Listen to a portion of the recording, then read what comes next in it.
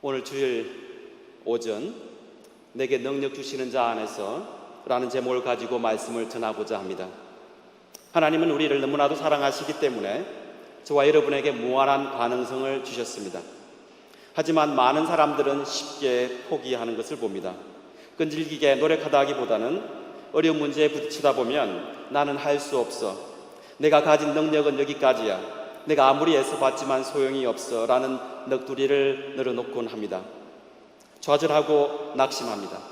이로 인해 패배와 절망 가운데 살아가게 됩니다. 하지만 폴 마이어 박사는 어느 날 어항 속에서 진리를 발견했다고 합니다. 그는 금붕어와 메기를 어항에 같이 두고 키웠는데 메기들이 금붕어를 다 잡아먹었다고 합니다. 그래서 폴 마이어 박사는 고심 끝에 어항에 유리벽으로 막아놓고 한쪽에는 금붕어를 두고 다른 한쪽에는 메기를 넣었다고 합니다. 메기가 금붕어를 보고서는 예전처럼 잡아먹으려고 손살같이 달려들었지만 유리의 벽에 부딪히고 말았습니다. 그리고 유리벽 때문에 아픔을 느끼고 돌아섰다고 이야기합니다. 이렇게 여러 번 거듭하다가 메기는 그만 포기를 하고 말았다고 합니다. 더 이상 금붕어에게 관심을 보이기조차 않았다고 합니다. 그래서 폴 마이어 박사는 며칠 후에 유리 칸막이를 빼어보았다고 합니다. 그런데 메기는 금붕어를 향해서 달려가다가 중간쯤 와서는 유리막이 있겠지라는 생각을 하고는 백돌아섰다고 이야기합니다. 잡아먹을 수 있는 기회가 왔음에도 불구하고 그만 포기하고 돌아섰던 것입니다. 폴 마이어 박사의 이러한 실험은 우리에게 여러 가지 중요한 점을 시사해주고 있습니다. 저는 목회를 하면서 만난 사람들 가운데 몇 번 실패를 경험하고 나는 할 수 없다, 나는 패배자라는 생각을 가지고 근총으로 자기 자신의 삶을 스스로 마감하고자 방아쇠를 당겼던 그러한 분을 만났습니다. 하지만 그분이 하나님의 은혜로 다시 살아나게 되었습니다. 제가 신방을 하게 되었고 하나님의 선하심과 인자하심으로 그분이 점차 치유가 되었습니다. 시간이 지나면서 그는 다시 삶의 의미를 찾게 되었고 그리고 그의 삶의 기쁨을 누리게 되었습니다.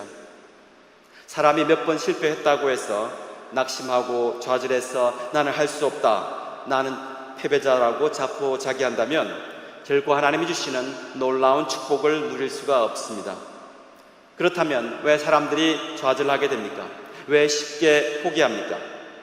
어떻게 해야 패배자로서의 삶이 아닌 성공하는 자의 삶, 하나님이 주시는 축복을 온전히 누리며 살아가는 삶을 살 수 있겠습니까? 그렇게 하기 위해서는 다음 몇 가지를 바꿔야 하는 것을 우리가 알게 됩니다.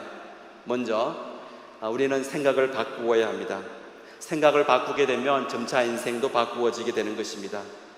랄프 월도 에머슨이라는 사람은 이렇게 말했습니다. 당신의 인생은 당신이 하루 종일 무엇을 생각하는지에 달려있다라고 이야기하고 있습니다. 우리의 인생은 하루 종일 무엇을 생각하고 있는지에 달려있는 것입니다. 사랑하는 성도 여러분, 지난 한 주간 어떤 마음을 품으셨습니까? 오늘 오전은 무슨 생각을 하셨습니까? 우리가 생각을 바꾸게 되면 우리의 세계도 바꿀 수 있는 것입니다. 부정적인 생각을 하고 있다면 우리는 긍정적인 생각으로 바꾸어야 하는 것입니다. 실패한 사람들을 만나게 되면 이분들의 특징이 있음을 알게 됩니다. 이들은 습관적으로 부정적인 사물을 바라봅니다. 밝은 면을 보기보다는 어두운 면을 바라보기 때문입니다. 여러분 가운데 혹시 북극에서 냉장고 팔기라는 책을 읽어보신 적이 있으십니까? 이 책은 우리의 사고를 전환하는데 많은 도움을 주고 있습니다. 혹시 여러분께 누군가가 북극에 가서 냉장고를 팔게 된다면 그에게 돈을 준다고 하더라도 쉽게 결정을 내릴 수가 없는 것입니다. 왜냐하면 우리 마음 가운데 추운 북극에 누가 냉장고가 필요할까라는 마음이 우리 마음을 가지고 있기 때문입니다. 우리 생각 가운데 북극이라는 곳은 얼음을 깨어서 물을 마실 수 있는 그러한 곳입니다. 그러한 곳에 과연 냉장고가 필요할까라는 생각을 우리가 먼저 하게 됩니다. 우리 생각 가운데 깊게 자리하고 있는 그러한 생각들이 있기 때문입니다. 냉장고는 더운 곳에만 필요하다는 것입니다. 우리들 마음 가운데 미리 자리 잡고 있는 냉장고는 더운 곳에만 필요할 것이야 라는 생각을 지우지 않고서는 우리가 냉장고를 북극에서 할 수 있는 답을 찾기가 쉽지 않습니다. 여러분도 생각해 보시길 바랍니다. 과연 어떻게 하면 북극에서 냉장고를 팔 수 있을까요? 북극은 그야말로 몹시 추운 지역이기 때문에 음식이 상할 염려도 거의 없다고 합니다. 그런 곳에서 냉장고가 과연 필요할까라는 생각을 해보셨습니까? 하지만 아십니까? 실제로 북극에서는 냉장고가 대표적인 히트 상품이라고 이야기합니다. 왜냐하면 겨울이 되면 북극에서는 식수를 구하기 힘들 정도로 바깥이 춥다고 합니다. 가끔 실내에서조차 영하로 온도가 내려간다고 합니다. 그래서 북극에서 냉장고의 용도는 물과 고기를 얼지 않게 신선하게 보관하는 데 사용한다고 합니다.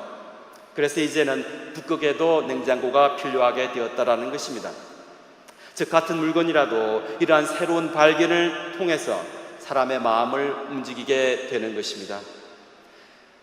오래전에 저는 이런 이야기를 들었습니다. 어느 구두 회사에서 세일즈맨 두 사람을 남아프리카에 보냈는데 갔다 와서는 두 사람이 정반대의 의견을 작성했다고 합니다. 그중 한 명이 말하기를 남아프리카에 가보니까 구두를 신는 사람이 한 사람도 없어서 구두를 하나도 팔 수 없겠다라는 부정적인 보고서를 작성했다고 합니다. 하지만 또 다른 한 명은 정반대의 의견을 제시하게 되었습니다. 구두를 신는 사람이 한 명도 없으니 누구에게나 팔 수 있는 이 놀라운 기회가 이 시장에 있다고 보고했다고 합니다. 사랑하는 성도 여러분, 축복된 삶을 누리기 위해서는 할 수 없다는 생각을 할 수 있다는 생각으로 바꾸어야 하는 것입니다. 때로는 우리가 가지고 있던 고정관념을 바꾸어야 할 필요도 있습니다. 부정적인 사람은 항상 할 수 없다라는 생각을 먼저 하게 됩니다. 하지만 긍정적인 사람들은 어떤 어려움에 부딪혀도 나는 할 수 있다, 문제 없다, 문제가 있다는 것은 반드시 답이 있다라는 것을 생각을 한다고 합니다.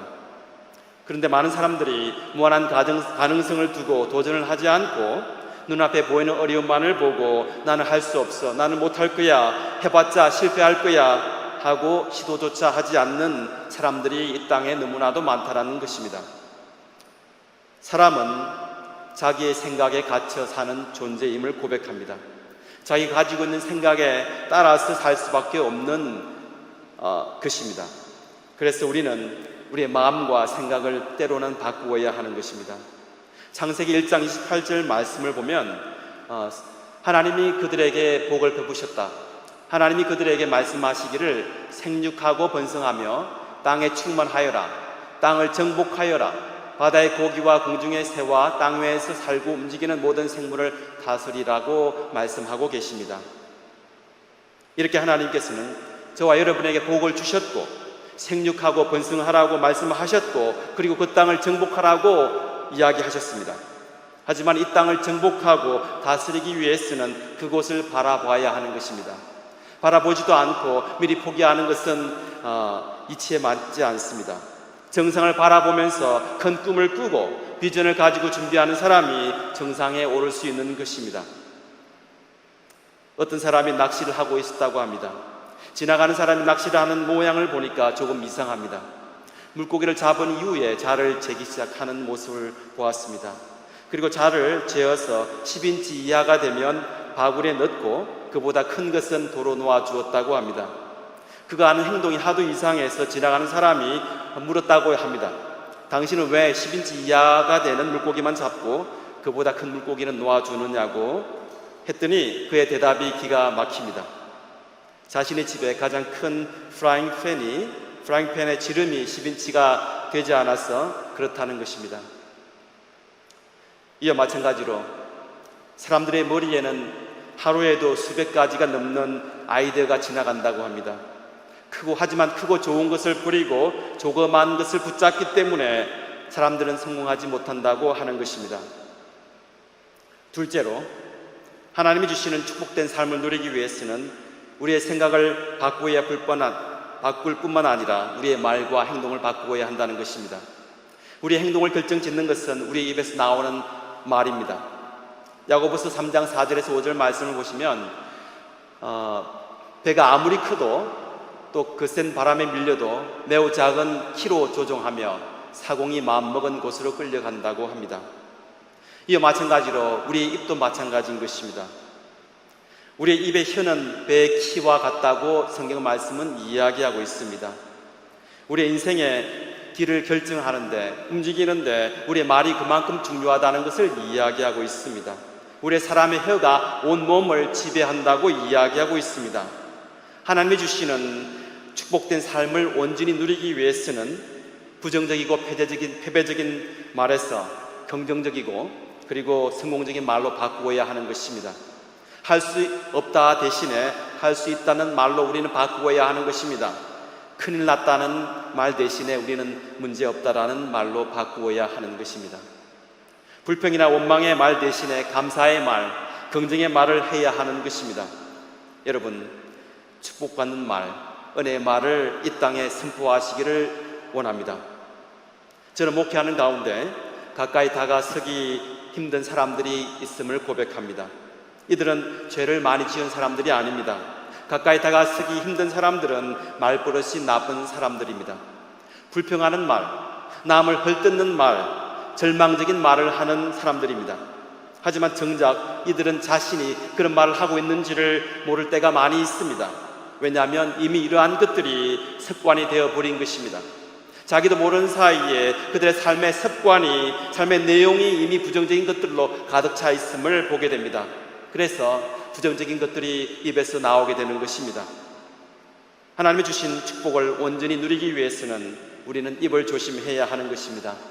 우리의 말을 바꾸어야 하는 것입니다. 우리의 말을 비관적인 것이 아니라 축복의 말로 바꾸어야 하는 것입니다.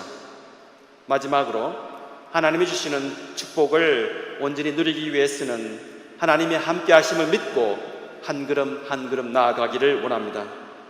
사랑하는 성도 여러분, 여러분은 혼자가 아닙니다.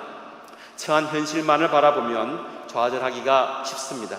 우리가 쉽게 풀 수 있는 문제가 있는가 하면 너무나도 많은 어려운 문제들을 우리는 만나게 됩니다. 그때마다 하나님의 함께 하심을 믿고 나아가기를 원합니다. 나는 꼭 원하는 것을 이루고 만다, 정상에 올라서고야 만다 하는 것을 마음에 품고 이를 위해서 기도하면서 전진해 나간다면 그렇게 되는 날이 오고야 마는 것입니다. 우리가 알아야 할 것은 안 된다, 할 수 없다라는 부정적인 생각은 사탄이 주는 생각입니다. 사탄은 우리에게 우리 힘으로 감당할 수 없는 무거운 짐을 안겨줍니다. 우리를 고통에 빠뜨리기도 합니다. 절망에 빠지게 만들기도 합니다. 하지만 우리가 알고 있는 하나님은 그렇지 않습니다. 오늘 본문 말씀인 빌립보서 4장 13절 말씀을 다시 한번 묵상하기를 원합니다. 내게 능력 주시는 그리스도를 통해서 나는 모든 것을 할 수 있다. 빌립보서 4장 13절 말씀을 통해서 우리는 다시 한번 깨닫게 됩니다. 하나님이 함께 하시면, 하나님이 우리에게 능력을 주시면 우리는 모든 것을 할 수 있음을 믿습니다. 우리에게 능력 주시는 예수님이 있기 때문에 우리는 모든 것을, 그 어떠한 어려움이 닥쳐올지라도 모든 것을 할 수 있다고 성경은 말씀하고 있습니다. 우리는 전능하신 주님께서 우리와 함께 하시기 때문에 할 수 있다는 그러한 마음을 품어야 하는 것입니다. 민수기 14장 말씀을 보시면 이스라엘 백성들이 드디어 광야를 지나가게 됩니다. 하나님이 허락하신 가나안 땅 접경 지역에 도착하게 되었습니다. 그들은 바란 광야에 도착했습니다. 그리고 가나안 땅이 어떠한 곳인지 조심스럽게 살펴보기 위해서 각 지파별로 한 명씩 12명을 그 땅에 보내게 되었습니다. 그리고 40일이 지난 이후에 돌아왔습니다. 그들이 돌아왔을 때는 가나안 땅 에스겔 골짜기에서 포도 한 송이를 가져오게 되었습니다. 그리고 석류와 무화과를 가지고 왔다고 이야기합니다. 이스라엘 백성들은 정탐을 떠난 이들이 돌아왔다는 이야기를 듣고 그 소식이 궁금해서 한자리로 모이게 되었습니다. 모두가 귀를 기울이고 있었습니다. 이들이 모세와 회중들 앞에 가져온 과일을 보여주면서 가나안 땅은 하나님이 말씀하신 대로 젖과 꿀이 흐르는 아름다운 땅이라고 이야기를 하게 되었습니다. 그리고 포도 한 송이가 달린 가지가 너무나도 컸던지 장정 2명이 막대기에 꿰어 들고 왔다고 보여주고 있습니다. 하지만 이내 순발대로 떠났던 사람들은 서로 엇갈린 의견을 제시하게 되었습니다. 여러분들이 잘 아시는 내용과 같이 여호수아 갈렙을 제어하고는 10명은 상당히 비관적인 보고를 하게 되었습니다. 이들의 보고에 의하면 여리고성은 굳고 크고 견고하다고 이야기하고 있습니다. 보고학자들의 견해가 조금씩 다르지만 이들에 의하면은 여리고 성벽의 두께가 내벽과 외벽으로 나누어져 있는데 내벽은 4m 정도의 두께라고 합니다. 그리고 외벽은 2m 정도로 만들어져 있다고 합니다. 그리고 성의 높이가 작게는 8m에서 크게는 14m 정도의 즉 건물 4층에서 7층 높이로 성벽이 쌓여져 있다고 성경은 이야기하고 있습니다. 그리고 무엇보다도 그곳에 살고 있는 사람들이 힘이 크고 강하게 보였다고 합니다. 성경이 비유하기를 자신들이 마치 메뚜기와도 같아 보였다라고 이야기하고 있습니다. 그래서 든 생각이 이들을 이길 수 없다라는 마음으로 가득 채워지게 됩니다. 그리고 이들을 보고 들은 이스라엘 백성들은 밤새도록 울었다고 합니다. 성경 말씀을 보시면 민수기 14장 1절 2절 말씀입니다. 말씀을 보시면 온 회중이 소리를 높여 아우성 쳤다라고 합니다. 백성이 밤새도록 통곡하였다. 2절 말씀을 보시면 온 이스라엘 자손이 모세와 아론을 원망하였다고 합니다. 온 회중이 그들에게 말하였습니다. 차라리 우리가 이집트 땅에서 죽었더라면 더 좋았을 것이다. 아니면 차라리 우리가 이 광야에서라도 죽었더라면 더 좋았을 것이다 라고 이들은 네거티브한 말을 내뱉게 되었습니다. 이후의 말씀을 통해서 우리가 알게 되었지만 여호수아 갈렙을 제외한 이 불평 원망을 늘어놓았던 이 백성들은 실제로 광야에서 죽음을 당하게 되었습니다. 하지만 여호수아 갈렙은 완전 다른 반응을 보이게 되었습니다. 여호수아 갈렙은 어떤 말을 하였습니까? 민수기 14장 8절 9절 말씀 보시면 주께서 우리를 사랑하신다면 그 땅으로 우리를 인도하실 것입니다. 젖과 꿀이 흐르는 그 땅을 우리에게 주실 것입니다. 9절 말씀입니다. 다만 여러분은 주를 거역하지 마십시오. 여러분은 그 땅을 두려워하지 마십시오. 그들은 우리의 밥입니다. 그들의 방어력은 사라졌습니다. 주께서 우리와 함께 계시니 그들을 두려워하지 마십시오. 오늘 말씀을 통해서 여호수아와 갈렙은 이렇게 말하고 있습니다. 하나님이 우리와 함께 하시고 있기 때문에 문제가 없다. 우리는 이 성을 취할 수 있다. 그들을 무서워할 필요가 없다라고 외쳤던 것입니다. 여기서 중요한 사실은 여호수아 갈렙 또한 그인들을 보고 놀랐을 것입니다. 그리고 튼튼하고 높은 성벽을 보고서 마음 가운데 걱정과 근심이 있었을 것입니다. 하지만 이들의 반응은 완전히 달랐습니다. 여호수아 갈렙의 마음 가운데 강한 확신이 차 있었던 것입니다. 비록 가나안 땅에 그인이 살고 있을지라도, 비록 여리고 성이 크고 높고 강한 성이라고 할지라도 하나님이 함께 하시면 할 수 있다라는 강한 확신에 차 있었습니다. 이로 인해 그 결과는 완전히 달라지게 되었습니다. 결국 하나님과 함께 하신다는 여호수아와 갈렙만이 젖과 꿀이 흐르는 그 땅에 들어가게 되었습니다. 하지만 하나님을 원망하는 사람들, 자신들과 정반대되는 의견을 제시했던 여호수아 갈렙을 돌로 쳐 죽이려고 했던 그 사람들은 광야에서 모두 다 광야에서 하나님의 심판을 받고 말았던 것입니다. 민수기 14장 2절에서 자신들이 내뱉은 말 그대로 그 광야에서 그곳에서 죽게 된 것이었습니다. 자신들이 한 말이 씨앗이 되었습니다. 그래서 우리가 말을 할 때 조심해서 해야 하는 것입니다. 가려서 해야 하는 것입니다.